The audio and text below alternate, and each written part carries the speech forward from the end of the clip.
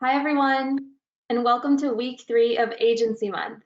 My name is Sarah, and I'm so excited to be joining you to moderate today's discussion with our agency experts. Before we get started, we're going to share a quick poll to see what are the top challenges your agencies are trying to solve for your clients. Share your answer here, and I'll talk us through a few housekeeping items. All right, first up, there is a chat section. Please introduce yourself and share your favorite top tip for gaining client approvals or alignment in the chat. Also, keep an eye out for links and resources in the chat. Share a question for our panelists in the questions tab, and time permitting, we'll surface those. We also have a Twitter thread going. We'd love to hear your perspectives using the hashtag AgencyLife, or for our agency partners, hashtag SproutPartners. As a heads up, we'll be continuing the conversation in the Agency Exchange Facebook group all week long. Tomorrow, we'll share some discussion points if you want to brainstorm, connect with fellow agency professionals, or pay it forward and share some advice. Please join us. Well, with that, let's meet our panel.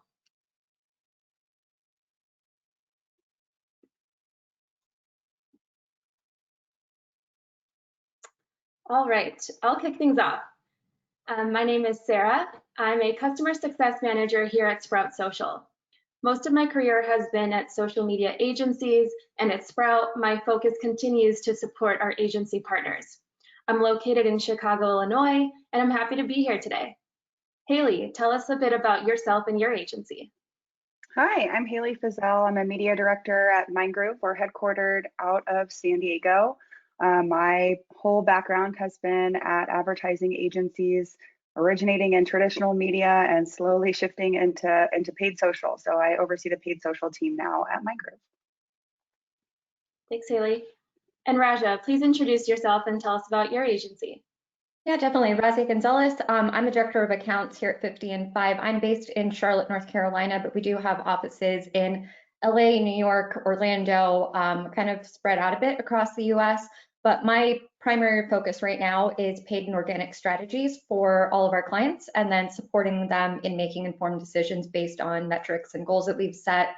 Our agency primarily focuses on social media, creative, and then supporting in the digital space.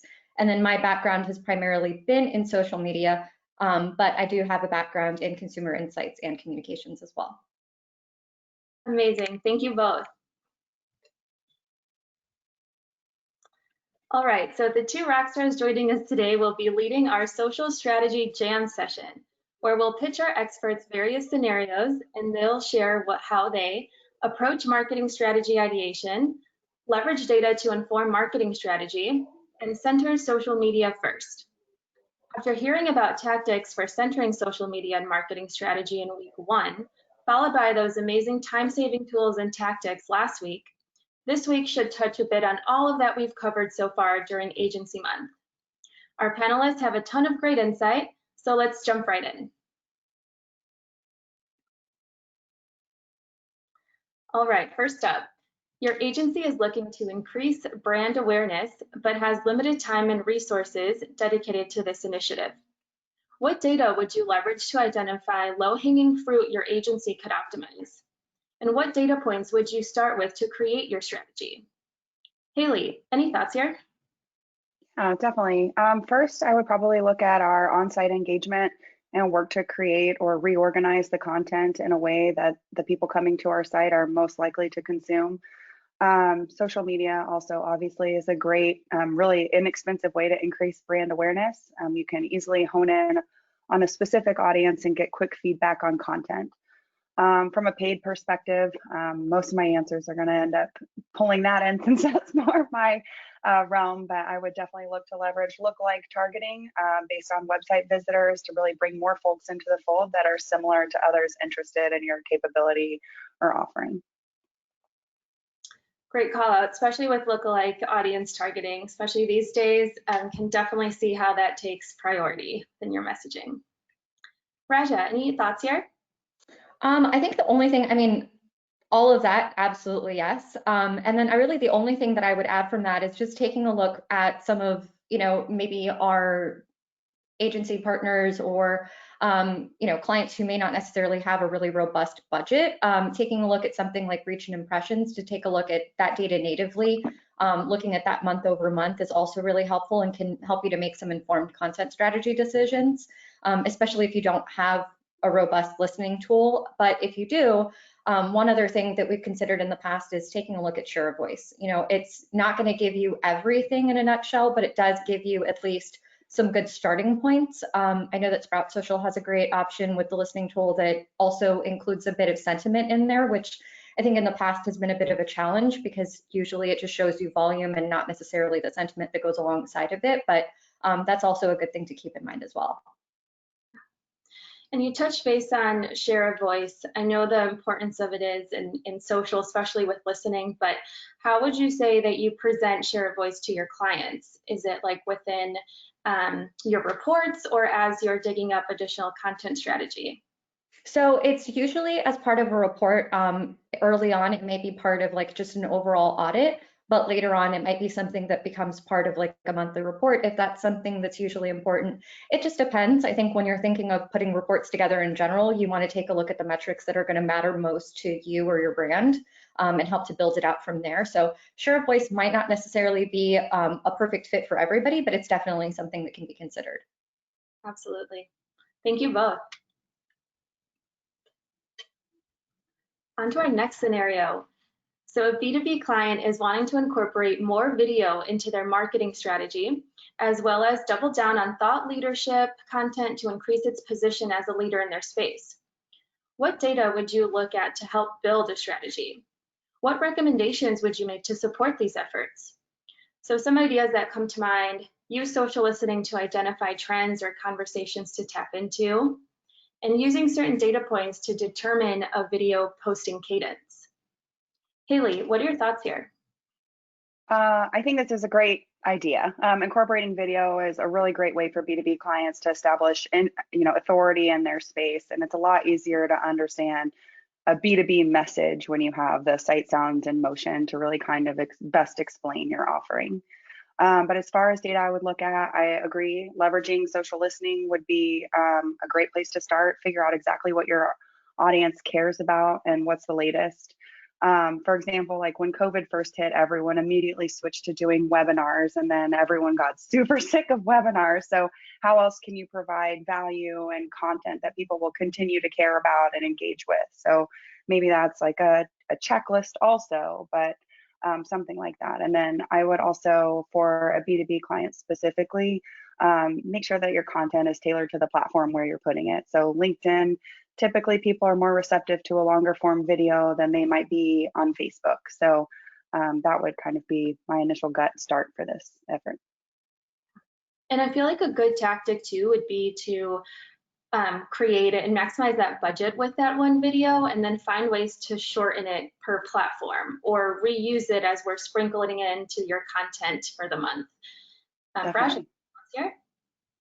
I think Haley hit it right on the head. One of the big things that we'll also tap into typically is a paid budget if we have the opportunity to do that.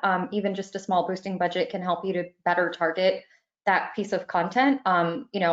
I think just to reaffirm what Haley mentioned about optimizing based on the platform, just making sure that if you plan to share it on an Instagram channel, that it's optimized for that. Otherwise, you end up losing a bit of your audience in that. Yeah. Just one more thing I would add, since we're talking about paid, video obviously does typically come with a higher cost. So it's always great to kind of mix up your assets, have lead forms, have static images rolled in with your video so that the cost of serving the video doesn't totally negate the effort of putting it out there. How often would you recommend to switch out those assets? I think it kind of depends on your audience size and how much you're putting behind it, but I typically wouldn't want assets remaining in market for longer than maybe 2 months. Great recommendations here. Definitely we'll continue to see video being top performing and a must-have for all client strategy.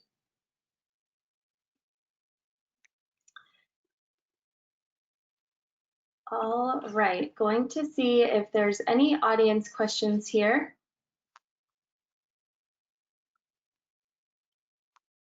All right, since we do have some time here, would love to just ask a question here from the audience. Where do you start when coming up with an initial budget for paid social? Haley, any thoughts here? We always look at the audience size. So who are we trying to reach, and what would be an effective frequency again, and an average CPM? So that's typically where we would start to kind of forecast out a budget. And then of course, some things are more attainable than others. So it's easy in paid social to whittle your audience down to be more affordable, but your message can still be effective. Great call. We have one more, and this was about the scenario we just reviewed. So for B2B clients, what are your thoughts on driving to graded content versus ungated? For my clients, it really kind of depends on the goal. I think there's definitely, that's a great testing opportunity to see if it negates any engagement with the content. But if your goal is to gather qualified leads, gated content is a great way to do that. A qualified lead is gonna give you their information because they want that access to that content. So it really kind of depends on what your main KPI is. Got it. Raja, anything to add to this? Yeah, I was just going to say the same thing, was really, if one of your goals is lead generation, it's something that's beneficial. Keeping in mind that sometimes that barrier to access those resources might be a little bit of a challenge for some folks. So, I mean, if it's a free resource and it's just inputting contact information to be able to gather that, I think that's something that's super helpful, especially if one of those KPIs is to generate leads or, email opt-ins. Got it. Great call outs. And one more, since we do have time. Is there a particular niche of B2B content, vertical or industry, where you have seen video work better than others? Raja, any thoughts on this? Thinking through it specifically, there isn't something that comes, to mind. I think across the board, video performs really well just across everyone. I mean, there's something like 70% of people prefer viewing a video to understand a business or a product. And there's like over 50% of people who are watching at least one video daily. So I think there isn't one specific thing that comes to mind for me. Just overall, video is continuing to outperform static images kind of across the board. And we've seen that trend year over year. Yeah, I would agree. I wouldn't say that I've seen any one particular industry far outperform or underperform with video. I think it's fair to say that video will continue to be dominant within the social space, and always try to find new ways to create and ideate into that strategy. All right, thank you, audience, for asking these questions. On to our next scenario. A retail client is struggling with what messaging to use for their holiday campaign. We faced huge factors this year: the pandemic, social justice, and the elections. How would you recommend they refine their messaging? So some components that come to mind: social ads to test that messaging, or social listening to understand the tone of the conversation of that audience. Raja, what do you think here? So yes, yes, and yes. We've definitely seen that retail was faced with huge challenges, kind of one after the other. And as we're heading into the holiday season, I think this is especially important. Social listening is definitely top of mind for me. I think that's going to be a common thread for me throughout our conversation today, just because I find that there's so many different important facets of it. So having a listening tool that enables you to listen to conversations that are happening, about holiday campaigns, or taking a look at some competitive analysis and what competitors might be doing, the type of campaigns they might be running, and really the feedback that they're getting from that. I think having that baseline understanding will help you to craft what your holiday messaging is looking like. I think across the board, key conversations in the retail space was really, centered around additional safety measures, how shoppers are being kept informed and safe during their shopping experience. And that's all important to incorporate into that messaging as well, especially if you're going to be encouraging people to shop on site. Ad testing is also really important, being able to test the messaging, finding out what's working, what's not working. But again, really paying attention to what consumers are saying on those posts. Are they concerned about the in-shopping experience? Should you pivot it to more of like a virtual experience or an on-site pickup, something like that? But really, above all, being flexible has been the most important thing here, knowing that sometimes your messaging may need to change or it may need to be pulled, and being comfortable knowing that that's a possibility. Yeah. And I think you hit on a key component there, is just not understanding the sentiment, if you will, of the responses that you're receiving, but also what points of conversation are consumers taking the time to respond to these posts for these competitors, and how you could alter that for your messaging. Haley, anything to add here? I would just echo the flexibility component. We had a couple of clients who had to make pretty significant shifts. One whose entire brand new brand video was not representative of the population, and they felt it would be unwise to put that in market this summer. So, and then another one whose main sales all happen in stores. So having to pivot and make sure that you're acknowledging to your consumer that you're aware of the times, not acting like these things don't exist, and kind of adjusting your business model to accommodate what people are comfortable with now. And I think a key component to being flexible is also educating your clients to be flexible along with the conversation too, and to make sure that there's enough room from both the agency side and client side to partner together to make those fast pivots and changes as needed as the conversations start to come in with your content.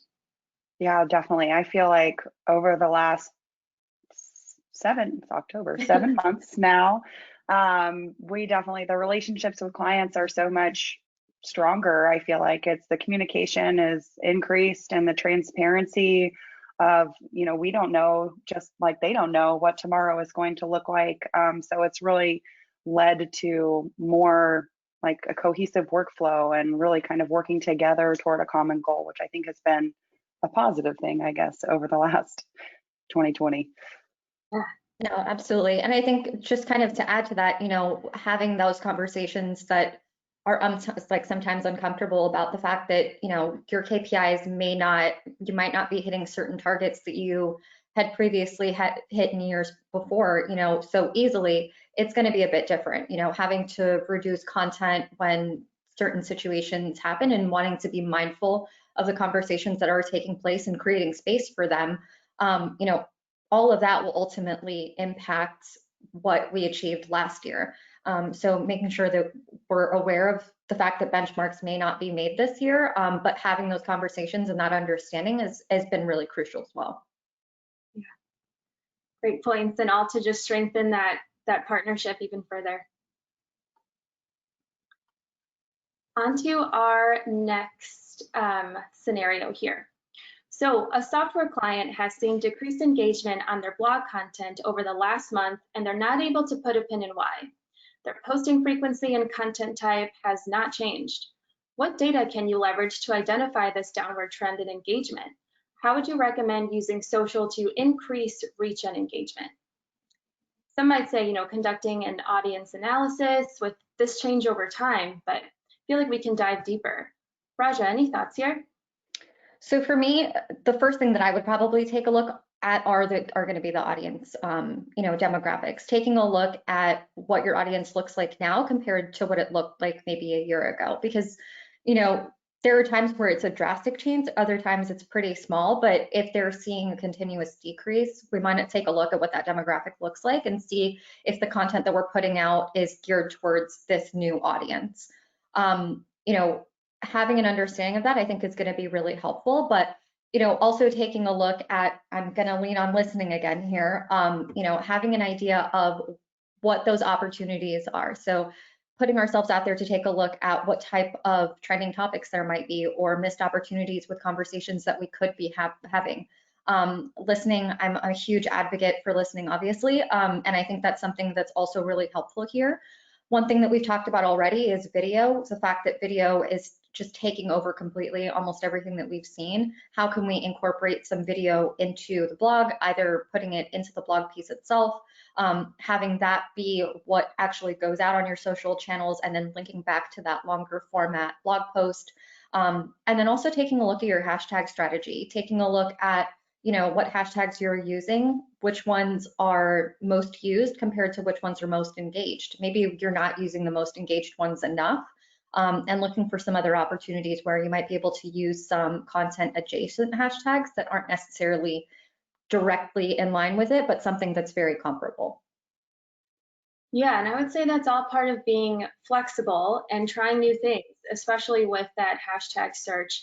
I can see maybe sometimes within content strategy, you could get used to posting the same ones that maybe the client is already comfortable with, but it's trying to educate and to expand beyond the approved hashtags, if you will, and see what else is being used out there for reach and engagement. Haley, any thoughts? The only thing I was going to add, which kind of just ladders to the hashtag thing, is there anything to consider with how people have historically been getting to your blog? Like, is there room to shake up how people are driven there? Like, could you partner with a thought leader or influencer to write content for your blog and leverage their following to get, new eyes on your content? So, or content, any kind of content syndication. How could you try to get other people to publish your content or link back to your content just to try to get in front of some new eyes and try to increase that engagement again? Yeah. Using testimonials and having those customers promote your product, those advocates are certainly key. Definitely. All right, before we move on to our next scenario here, I'm going to do one more source of audience questions. All right, so when you're reviewing hashtags, do you always aim for the highest contributions or do you blend with a mix? I typically go out with a mix. You can sometimes tap into some more of those like niche categories versus just using the ones that are most engaged of all time. I definitely will take a look, even if it's just a small search on Instagram to see, what other hashtags there are. But incorporating a mix of branded hashtags that are hyper relevant to what it is that you're posting, and then things that are a bit adjacent. Thanks, Sorry, Haley, I missed that. I just said I agree. Perfect. All right, well, for everyone else in the audience, reminder that if you do have a question, please post it right here in the GoToWebinar question forum, and we'll get to it if there's time. On to our next scenario here. A hospitality client that operates a chain of restaurants relies on large-scale corporate events for December revenue. Given the ongoing pandemic and the shift of social behavior, they are looking for alternate revenue streams. What recommendations would you make to support these efforts? I'd say evaluating previous content and what has worked historically in difficult times, but I completely understand we haven't faced anything quite like this. What does come to mind is continuing to identify shifts and trends in the hospitality space by creating a listening topic, let's say, on holiday parties or corporate events to gauge the existing conversation on social. But Raja, anything to add here? So you probably already guessed my first suggestion is definitely a listening tool, to get an idea of what's going on.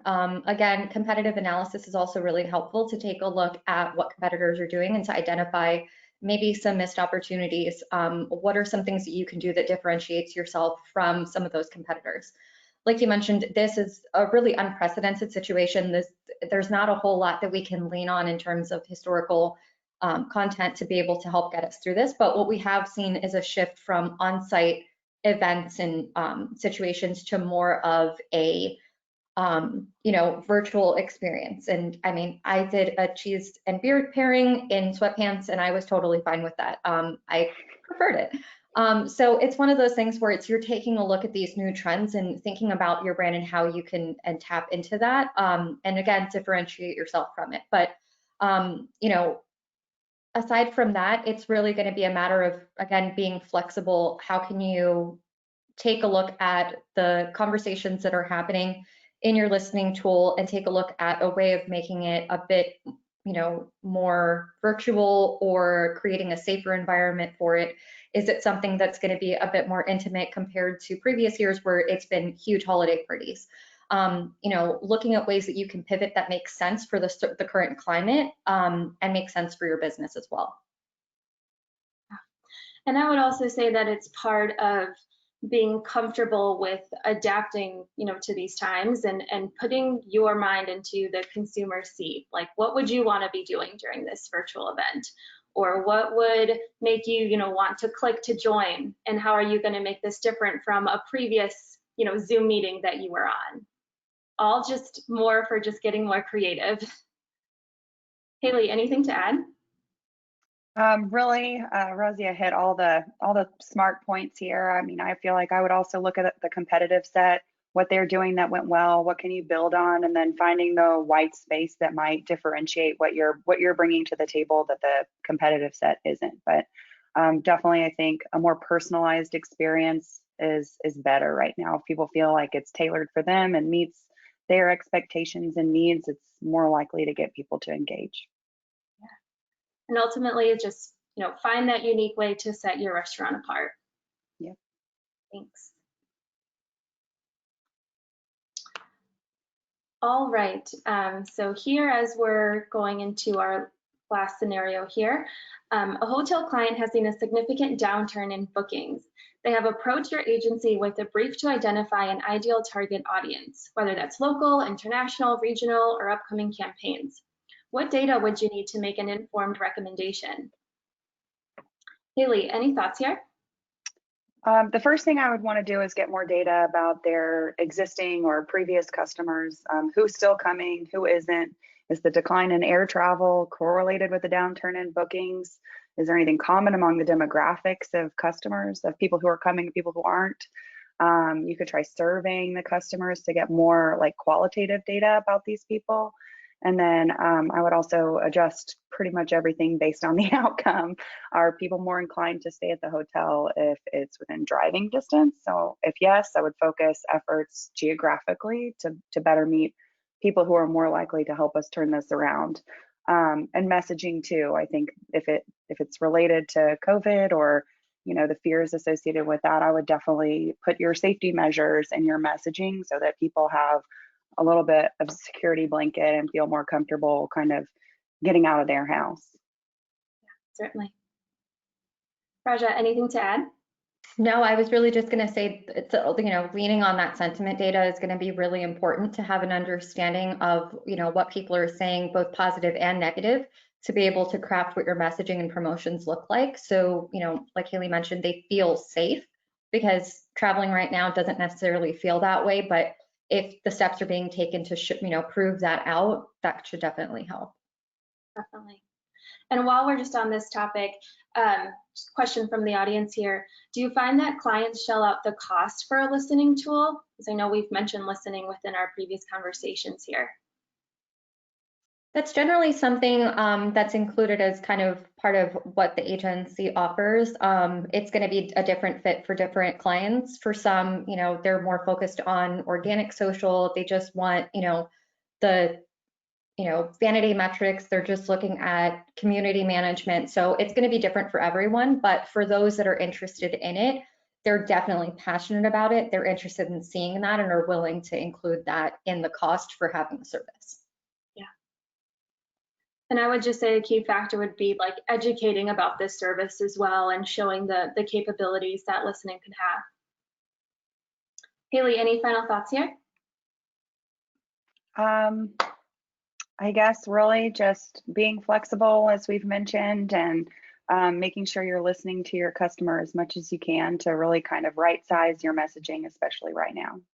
Yeah.